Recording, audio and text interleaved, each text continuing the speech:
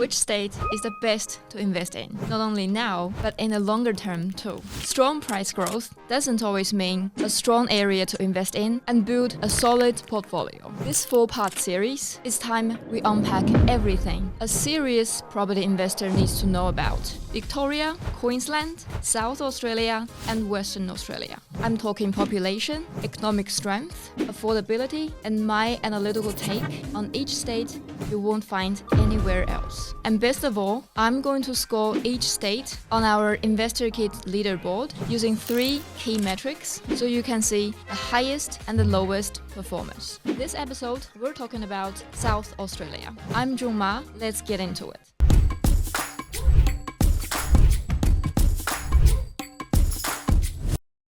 So population in South Australia is not looking the strongest. Let me explain why.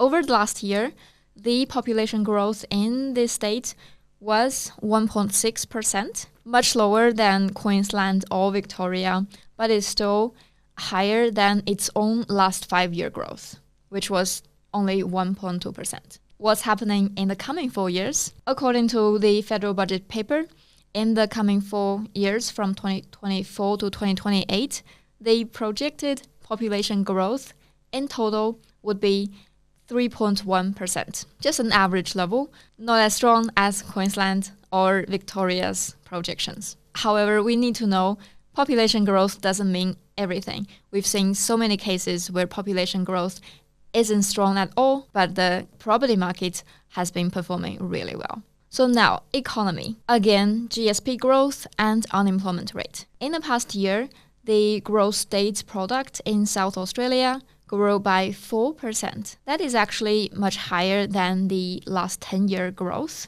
And compared to the 2000s average level, 4% is also slightly higher.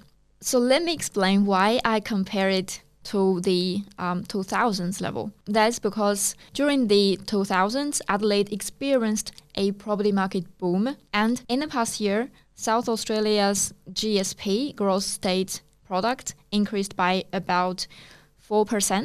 And that is higher than the state's last 20-year average growth. And in terms of unemployment rate, the current unemployment rate is 3.8%, the lowest in over a decade. And in comparison, the last 10-year average level was 5.8%, so much lower than the previous level. So to summarize, population in South Australia is not the strongest, while economy is doing really well. It has improving over the recent years. So we would like to give the population and economy of South Australia a 4 out of 5 score. Now let's talk about affordability. Adelaide's median house price is now just under $750,000. Again, it is not affordable anymore. According to InvestorKit's relative affordability calculation, Adelaide is now 22% overvalued compared to the local residents' income level. Just slightly more affordable than Brisbane or Melbourne. And if we look at the rest of South Australia, things look better. The median house price there is now only $400,000. There are 9 SA3 regions in regional Australia in total, and 7 out of 9 of them are still affordable. But we need to note that the regional towns closer to Adelaide, such as the towns in Barossa region and the towns on the Floreal Peninsula, their median house prices are well overvalued, which is unaffordable. An example is Victor Harbour, where median house price is now 26% overvalued compared to its local residents' income level. So now let's talk about market pressure. In South Australia, market pressure is still looking high. Let me explain. So first, we'll look at inventory level. In Adelaide, the inventory level is currently 1.5 months of stock, much lower than the 3 to 4 months of the balance level. This low level has been there ever since 2022. In the regions, we are seeing a different trend. Many hotspot towns we are monitoring now are seeing their inventory level higher than last year. And in the regions, out of the 9 SA3 regions, 8 of them are still having their inventory lower than 3 months of stock. Some examples are Murray Bridge, 2.6 months of stock, Barossa, 2.9, and Mount Gambier, just 3 months of stock. However, in some of these towns, we are seeing a slightly upward trend in their inventory level, meaning that their supply level is gradually loosening up compared to the housing demand. Now let's talk about days on market. Adelaide has a average days on market of 66 days, and it has been decreasing since the beginning of this year. And if we look at the long term, this level is actually the lowest in over a decade. In the regions, we are seeing days on market slightly higher than last year, but at the same time, we are not seeing any significant increase in those numbers, meaning that their market pressure has decreased a bit, but it is not decreasing really fast. And in terms of market cycle position, Adelaide in the past 10 years has grown by 85% in its house value. That is annualized as 6.4%, just slightly higher than the long-term 5 to 6% average. Bigger regional towns are mostly in line with Adelaide as well. For example, Barossa has grown by 91% in 10 years, Murray Bridge 89%, and Mount Gambier 86%. Although Adelaide and these major towns has grown slightly higher than long-term average based on their currently high market pressure, we're confident that in the coming 1 or 2 years, strong or at least healthy growth will be occurring. So now let's quickly talk about incoming supply. In the past 15 months, the total number of new house building approvals represents around 2.1% of the total house stock in South Australia.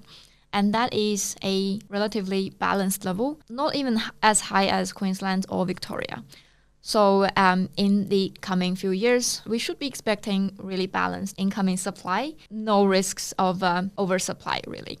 So to summarize the sales market pressure, we're seeing high and increasing market pressure in Adelaide based on its low and declining inventory and low and declining days on market. And in the regions, we are seeing high market pressure now, although it is slightly increased from last year. So overall, the market pressure in South Australia is still high, so I would give it a 5 out of 5. And finally, onto rental market pressure. Vacancy rate. Adelaide is seeing a extremely low vacancy rate of 0.5%.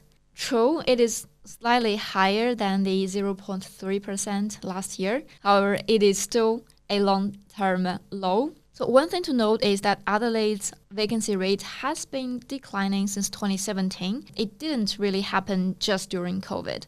So I would say the low vacancy rate now is in general because of the declined supply and lifted demand because of the improvement in its local economy. And in the regions, most of the regional towns are seeing lower than 1% vacancy rates as well. The only 2 exceptions are Floreal Kangaroo Island, where vacancy rate is 1.7%, which I believe is because of the number of holiday homes, and the Outback, where the vacancy rate is 1.6%. So to summarize rental market pressure, we are seeing really low vacancy rates across the whole South Australia. So I would give the rental pressure a 5 out of 5 again, bringing South Australia total to 14 out of 15. Looking back on the leaderboard, Victoria has a score of 11 out of 15. Queensland has a score of 13 out of 15. And South Australia narrowly beats Queensland, coming with a 14 out of 15. Our 4th and final episode of this series is Western Australia next week. Do you think it's gonna be number 1?